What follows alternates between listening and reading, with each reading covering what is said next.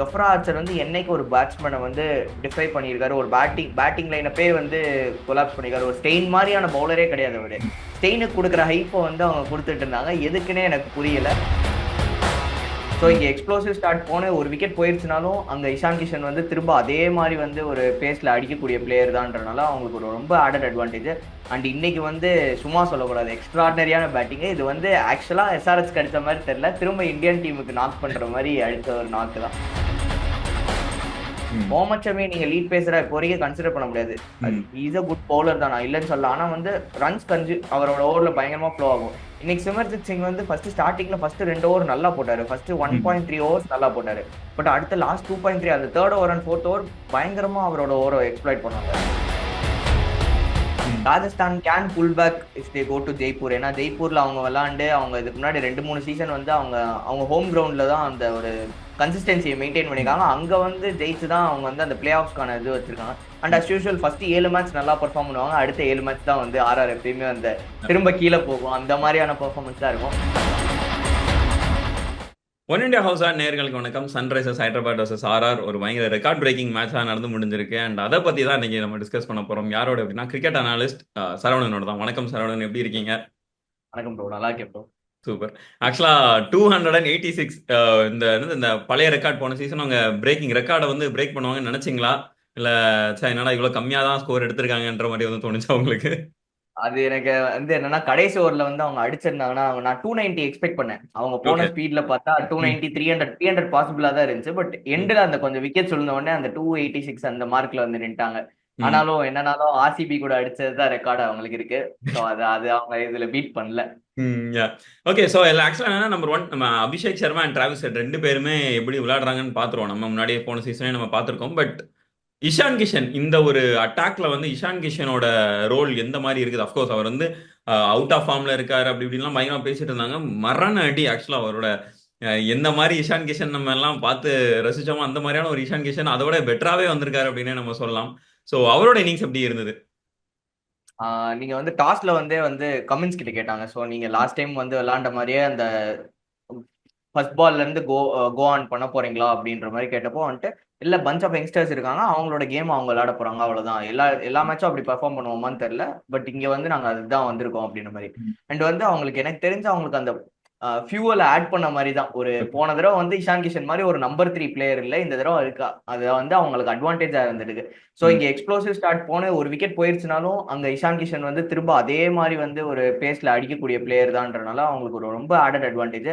And இன்னைக்கு வந்து சும்மா சொல்லக்கூடாது, எக்ஸ்ட்ராடனரியான பேட்டிங்கு. இது வந்து ஆக்சுவலா எஸ்ஆர்எஸ்க்கு அடிச்ச மாதிரி தெரியல, திரும்ப இந்தியன் டீமுக்கு நாக் பண்ற மாதிரி அடித்த ஒரு நாக்கு தான். பயங்கரமான சரியான கிளாஸ். இந்த ஒரு டாப் 3 இருக்குல்ல, இஷான் கிஷன், ஹெட் அண்ட் அபிஷேக் சர்மா. போன சீசன் நீங்க சொன்னீங்க அவங்களுக்கு என்ன நம்பர் 3 வந்து ஒரு ப்ராப்பரா அமையவே இல்லை. Ishan Kishan sorry Head and Abhishek Sharma ஆடிடுவாங்க. பட் அதுக்கப்புறம் அந்த இதை யார் எடுத்துட்டு போறா அப்படின்ற மாதிரியான வருது. இல்ல 2 பேரும் டக்குன்னு அவுட் ஆயிட்டாங்கன்னா நெக்ஸ்ட் என்ன, வாட்ஸ் நெக்ஸ்ட் அப்படின்ற மாதிரி இருக்கும். அந்த இடத்துல ஒரு திக்குமுக்காடுனாங்கிறத நம்ம பார்த்தோம். இஷான் கிஷனோட அடிஷனா இருக்கட்டும், இல்ல நிதிஷ் ரெட்டி வந்து இப்போ கொஞ்சம் ப்ரொமோட் ஆகி இன்னும் கொஞ்சம் ஒரு பெட்டரான ஒரு பேட்டரா வந்திருக்காரு அப்படின்றதையும் நம்மளால பார்க்க முடியுது. அப்படின்னும் போது உங்களுக்கு டுவர்ட்ஸ் எண்ட் நமக்கு வரும்போது பார்த்தோம்னா கிளாசனோட ரோல் வந்து இதுல இன்னும் கொஞ்சம் அவரோட ரோல்ல இருந்து கொஞ்சம் இல்ல கொஞ்சம் உங்களோட பேர்டன் நாங்க எடுத்துக்கிறோம் அப்படின்ற மாதிரியான ஒரு இதா நம்ம பார்க்கலாம். ஏன்னா கிளாசன் ஆஃப்கோர்ஸ் ஏன்னா போன சீசன் அபிஷேக் சர்மா ஹெட் விளையாடல அப்படின்னா டன். அதுக்கப்புறம் கிளாசனுக்கு ஒரு பெரிய பேர்டன் வந்துடும், அவரோட கேம் வந்து டோட்டலா மாறும். இந்த டைம் கிளாசனை வந்து பயங்கரமா சேஃப் கார்ட் பண்ணி கிளாசன் நீங்க உங்களோட கேம் என்னவோ அதை மட்டும் ஆடுங்க அப்படின்ற மாதிரியான ஒரு இடத்துல எஸ்ஆர்எச் கொண்டு போய் விட்டுருக்காங்கன்னு நினைக்கிறீங்களா? ஆமா, நம்ம சொன்ன மாதிரி தான். அந்த நம்பர் 3 நம்பர் 4 ஒரு ப்ராப்பரா இல்ல. நிதிஷ்குமார் ரெட்டி தான் வந்து அவங்க நம்பர் 3ல நம்பர் 4ன்னு அப்படி மாறி மாறி விளையாண்டாங்க போன சீசனு. அப்புறம் வந்து கிளாஸ் அண்ட் 5 வரப்போ வந்துட்டு அப்புறம் மார்க்ரம் இருந்தாருன்னு நினைக்கிறேன், போன தடவை இருந்தாரு. ஸோ அதனால வந்துட்டு அவங்களுக்கு அந்த ஒரு பேக்கப் தான் இருந்துச்சு. மார்க்ரம் பெருசா அவர் பேட்ல படல. அண்ட் அவரும் வந்துட்டு ஒரு டக்குன்னு ஃபர்ஸ்ட் பால்ல இருந்து 6 அடிக்கக்கூடிய பிளேயர்லாம் கிடையாது. அவர் கொஞ்சம் ஸ்டார்ட் பண்ற கொஞ்சம் லேட் ஆக்குவாரு. ஸோ இந்த ப்ரெஷர்லாம் அப்படியே வந்து கிளாஸனுக்கு ஆட் ஆகும். இதுல என்னன்னா வந்து இவங்க ஏன் இவ்வளவு பயங்கரமா எக்ஸ்ப்ளோசிவ் ஆடுறாங்கன்னா அவங்களோட பவுலர்ஸால வந்து ஸ்மால் டோட்டல்ஸ் வந்து டிஃபெண்ட் பண்ண முடியாது. அவங்களோட பவுலிங் லைனப்பே ரொம்ப வீக்கா தான் இருக்கு. ஸோ அதனால தான் அவங்களோட அப்ரோச் இப்படி இருக்குது. அண்ட் நம்ம வந்து ஹோம் கிரவுண்ட்ல எல்லா மேட்சஸும் ஜெயிச்சிட்டோம்னா will be in to play ஆஃப்ஸ்ன்ற அந்த மோட்டிவ்ல தான் அவங்க இப்படி எல்லாம் விளையாடுறாங்க. ஸோ கிளாஸனுக்கு வந்து இங்கிட்டு வந்தோம்னா இதுக்கு முன்னாடி அந்த பேட்டர்ஸ் நீங்க சொன்ன மாதிரி ஹெட் அண்ட் அபிஷேக் சர்மா திடீர்னு அவுட் ஆயிட்டாங்க, ஒரு இவங்க எதிர்பார்த்த ஸ்கோர் அடிக்காம அவுட் ஆயிட்டாங்கன்னா ஆப்வியஸ்லி வந்து கிளாசன் மேல ஒரு ப்ரெஷர் வருது. ஸோ கிளாசன் வந்து 13வது 12வது ஓவர்லாம் வர்றது வந்து ரொம்ப ப்ரெஷர். இப்போ ம். இந்த மாதிரி மேட்சஸ்ல வரப்ப இப்ப இஷான் கிஷன் மாதிரி இன்னொன்னு ஒரு குஷன் கிடைச்சிருக்கப்ப அதுக்கடுத்து நிதிஷ்குமார் ரெட்டி வர்றாரு. ஸோ இவங்க ம். 4 பேரை தாண்டி வர்றப்போ வந்துட்டு பவுலர்ஸ் டயர்ட் ஆயிடுறாங்க, ரன்ஸும் வந்துருது. ம். அதுக்கடுத்து கிளாசனோட ஒர்க்கை மட்டும் பார்த்தா போதும். நான் 5 ஓவர் வந்து என்ன பெர்ஃபார்ம் பண்ணுமோ அதை பண்றேன். ஸோ அதனால அவருக்கு ஒரு பயங்கரமா என்ன சொல்றதுன்னா கொஞ்சம் ரிலாக்ஸிங்கா அவர் வந்து ஒரு 10 15 பால் தான் ஆடுற மாதிரி ஒரு செட்டப்ல ஃப்ரேம் பண்ணியிருக்காங்க. நல்ல பேட்டிங் லைனப் செட் ஆயிருக்கு. ஸோ ஆக்சுவலா இதுல வந்து ஒரு பெரிய தவறா நிறைய பேர் சொன்ன ஒரு விஷயம் என்னன்னா, ரியான் பராக் எதுக்கு டாஸ் வின் பண்ணி பவுலிங் எடுத்தார் அப்படின்ற மாதிரியான ஒரு விஷயம். நீங்க அந்த டெசிஷன் எப்படி பாக்குறீங்க? நானும் அதான் வந்து ஆக்சுவலா அவர் டாஸ் ஜெயிச்ச உடனே வந்து ஒரு லேம் ரீசனா சொன்ன மாதிரி இருந்துச்சு. பிட்ச் ம். வந்து நல்லா தான் இருக்கு, ட்ரையா தான் இருக்கு. செகண்ட் இன்னிங்ஸ்லயும் வந்துட்டு நாங்க விளாண்டுருவோம் அப்படின்ற ம். மாதிரி. இது பிட்ச் ட்ரை வெட்டுன்றது எனக்கு தெரியவே இல்லை. ஏன்னா வந்து ஹைதராபாத் வந்து மொட்டை வெயில் அடிச்சிட்டு இருக்கு. ஆமா. சூப்பர் ட்ரையா தான் இருக்க போகுது. ஒரு டியூ எந்த மாதிரி வரப்போறது இல்ல. மத்தியான மேட்ச் எதுவுமே ஆக போறது இல்ல. பிட்ச் ம். அப்படியே தான் இருக்கும். அதுல நம்ம வந்து ஃபர்ஸ்டே ஒரு பெரிய டோட்டல் போட்டு அவங்கள வந்து நம்ம திரும்ப விளையாட வைக்கிறது தான் வந்து ஒரு நல்ல ம். Game plan. As well as ஹைதராபாத்ல வந்து பேட்டிங் ஃபர்ஸ்ட் தான் வந்து ஆல்மோஸ்ட் க்ளோஸ் கேம்ஸா இருந்ததுனால பேட்டிங் ஃபர்ஸ்ட் தான் ஜெயிச்சிருக்காங்க. ஸோ ம். இந்த ட்ராக் ரெக்கார்ட்ஸ் எல்லாம் எடுத்துட்டு போயும் எதுக்கு வந்துட்டு செகண்ட் பேட்டிங் எடுத்தாருன்னு தெரியல. அதுவும் வந்துட்டு அப்பயும் சொல்றாரு நாங்க 200 வந்து இங்க வந்து ஆவரேஜ் ஸ்கோரா இருக்கு. ஸோ 200 அவங்களை நாங்க இது பண்ணோம் அப்படின்னு. ஆனா ம். அவங்க 200 13 14வது ஓவர்ல முடிச்சிட்டாங்களே.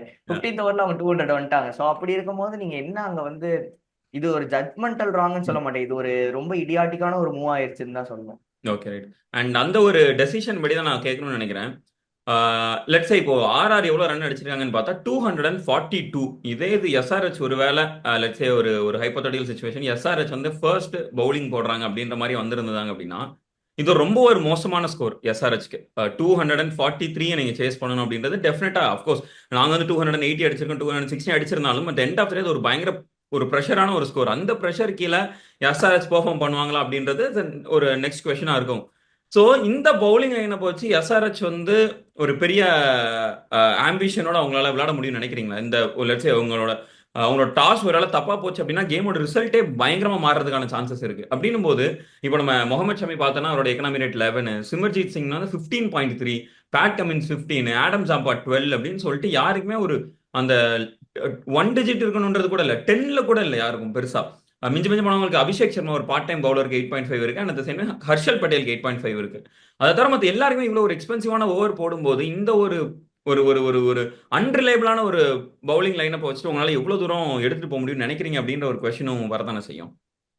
ஆமா, கண்டிப்பா. இப்போ நீங்க வந்து இத ஓவரால் சீசனாவே பார்த்தோம்னா வந்துட்டு நம்ம இப்போ ஹைதராபாத் தாண்டி வெளியே வந்தா அவங்களுக்கு வந்து ஒரு ஜாம்பா தவிர ஒரு நல்ல ஸ்பின்னர் கிடையாது. லீட் ம். ஸ்பின்னர் வந்து இல்ல. ம். இப்போ நீங்க அபிஷேக் சர்மாவை தான் ஆர்ம்ஸ் ரொட்டேட் பண்ண வைக்கணும். நீங்க வந்து சேப்பாக் மாதிரி ஒரு இடத்துக்கு வரப்ப. ஸோ ம். அப்படி இருக்கும்போது உங்களுக்கு பவுலிங் லைனப்ல இன்னுமே நிறைய கன்ஸ்ட்ரெயின்ஸ் இருக்கு. அண்ட் நீங்க பாத்தீங்கன்னா பேசர்ஸ்ல லீட் பேசர் யாருமே இல்ல. ம். முகமது ஷமி நீங்க லீட் பேசரா இப்போ வரைக்கும் கன்சிடர் பண்ண முடியாது. ம். இஸ் அ குட் பவுலர் தான், நான் இல்லைன்னு சொல்லலாம். ஆனா வந்து ரன்ஸ் அவரோட ஓவர்ல பயங்கரமா ஃப்ளோ ஆகும். இன்னைக்கு சிமர்ஜித் சிங் வந்து ஃபர்ஸ்ட் 2 ஓவர் நல்லா போட்டாரு. ஃபர்ஸ்ட் ஒன் ம். பாயிண்ட் த்ரீ ஓவர்ஸ் நல்லா போட்டாரு.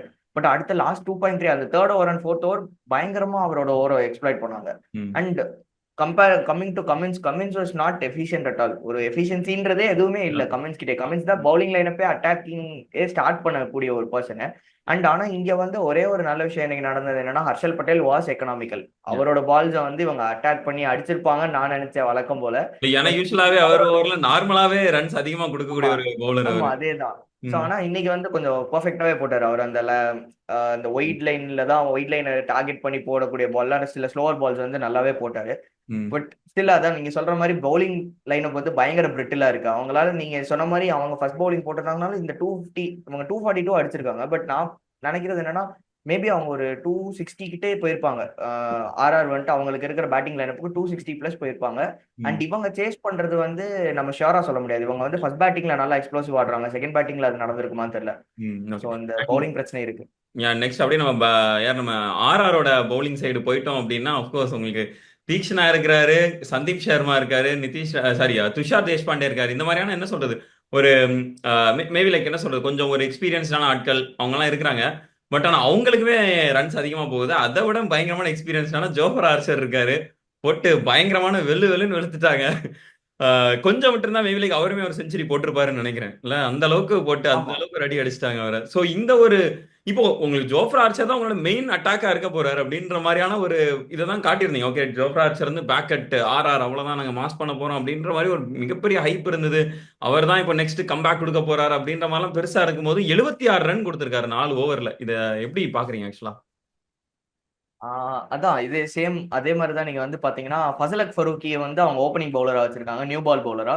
ம். ஃபசலக் ஃபரூக்கி வந்து லாஸ்ட் சீசனுக்கும் இந்த சீசனுக்கு இடையில விளையாண்ட T20s வந்துட்டு கிட்டத்தட்ட 70+ விக்கெட்ஸ் என்னமோ எடுத்திருக்காருன்னு நினைக்கிறேன், ம். எனக்கு ஷுவரா தெரியல. ஓகே. நிறைய விக்கெட்ஸ் அவர் தான் எடுத்திருக்காரு ஆக்சுவலா. அந்த ஓப்பனிங் பெல்ல வந்து அமாங் த கண்ட்ரீஸ்ல வந்துட்டு ஆப்கானிஸ்தானுக்கு அவர் தான் எடுத்திருக்காரு. ஸோ ம். அப்படி இருக்கிற அவரே வந்துட்டு இன்னைக்கு 3 ஓவர்ல 49 என்னமோ கொடுத்திருந்தாரு. ஆமா.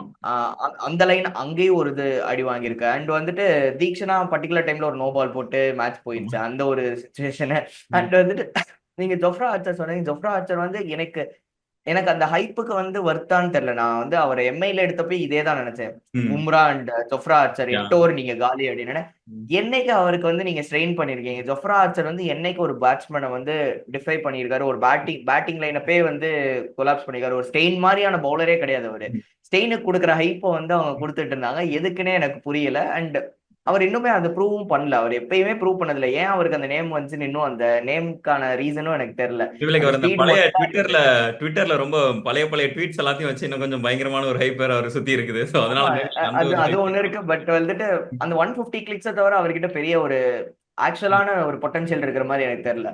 ம். அப்படி இருக்கிறப்ப இன்னைக்கு மேட்ச்ல பாத்தீங்கன்னா நீங்க 24 பால் அவர் 4 ஓவர் போட்டிருக்காரு. ஒரே ஒரு டாட் தான் அவரோட பால் அந்த ஓவர் 4 ஓவர்ல வந்திருக்கு. மீதி ஃபுல்லா அடிச்சிருக்காங்க. ஸோ ம். அப்படி இருக்கும்போது ஒரு 19 எக்கானமி வச்சுட்டு அவர் வச்சிருக்காரு இன்னைக்கு மேட்ச்ல. அது எதுவுமே சொல்ல முடியல. சொல்ல போனா பேத்தட்டிக்கா தான் இருந்துச்சு அவங்களோட பவுலிங் லைனப். துஷார் தேஷ்பாண்டே வந்து விக்கெட்ஸ் எடுக்கல அப்படின்னா வந்து ஹெட் அவர் தான் எடுத்தாரு. யா. லாஸ்ட் ஓவரும் ஓரளவு டைடி. கம்பேரிட்டிவ்லி பாத்தீங்கன்னா 14 ரன் தான் லாஸ்ட் ஓவர்ல போச்சு. ம். யா. அதெல்லாம் கம்பேர் பண்ணும்போது துஷார் தேஷ்பாண்டே தான் எனக்கு தெரிஞ்சு அந்த 300 போக விடாம பண்ணியிருக்காருன்னு நான் சொல்லுவேன். அந்த மாதிரி தான் இருந்துச்சு. மத்தபடி அவங்க பவுலிங்கும் ரொம்ப மோசமா இருந்துச்சு. ம். இல்ல எனக்கு என்னன்னா, ஜோஃப்ரா யூசுவலா என்னன்னா, அந்த நம்ம கல்லி கிரிக்கெட்லாம் விளையாடும்போது, "டேய் ஒரு லூஸ் ஓவர் வரும்டா" அப்படின்னு சொல்லிட்டு விடுவாங்க. ஏன்னா, அந்த ஒரு லூஸ் ஓவர் கிடைக்கும். அதுல 20 ரன் அடிச்சிடலாம் அப்படின்னு நினைப்பாங்க. ஜோஃப்ரா ஆர்ச்சர் உங்க மெயின் பவுலரே உங்களுக்கு 4 லூஸ் ஓவர் போட்டு குடுக்குறாரு. ஒரு ஓவருக்கு 20 ரன் அவர் குடுக்குறாரு அப்படின்னா, அது எவ்வளவு ஒரு புவரான ஒரு பவுலிங் லைனப் அப்படின்ற ஒண்ணு இருக்கு. ஏன்னா, போன வருஷம் அஃப்கோர்ஸ் அவங்க வந்து பிளே ஆஃப்ஸ்லாம் வந்தாங்க. ஒரு one of the best performing team போன வருஷம். இந்த பவுலிங் லைன் நம்ம பார்க்கும்போது இந்த டீமா போன வருஷம் அவ்வளவு தூரம் வந்தாங்க அப்படின்ற மாதிரியான ஒரு ஆச்சரியம் தான் எனக்கு இருக்குது. ஸோ மேபி லைக் அஃப்கோர்ஸ் உங்களுக்கு ரெண்டு டீம்லயுமே பவுலிங் லைனப் வந்து ரொம்ப புவரான ஒரு பவுலிங் லைனப் இருக்கு. ரெண்டுலேயுமே பேட்டிங் ரொம்பவே நல்லா இருக்குது சொல்ல போனோம் அப்படின்னா. ஏன்னா ரெண்டுமே 230 240 ஈஸியா கடந்து போற மாதிரியான ஒரு டீமா தான் ஆர்ஆர் இருக்கிறாங்க.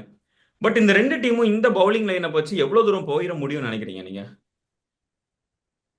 எனக்கு இப்போ கரெக்டா சொல்ல தெரியல. ஏன்னா ம். ஆப்வியஸ்லி எஸ்ஆர்எச் வந்து ஹோம் கிரவுண்ட்ல ஆடி இருக்காங்க. அவங்க அவேல ஆடி இருக்காங்க.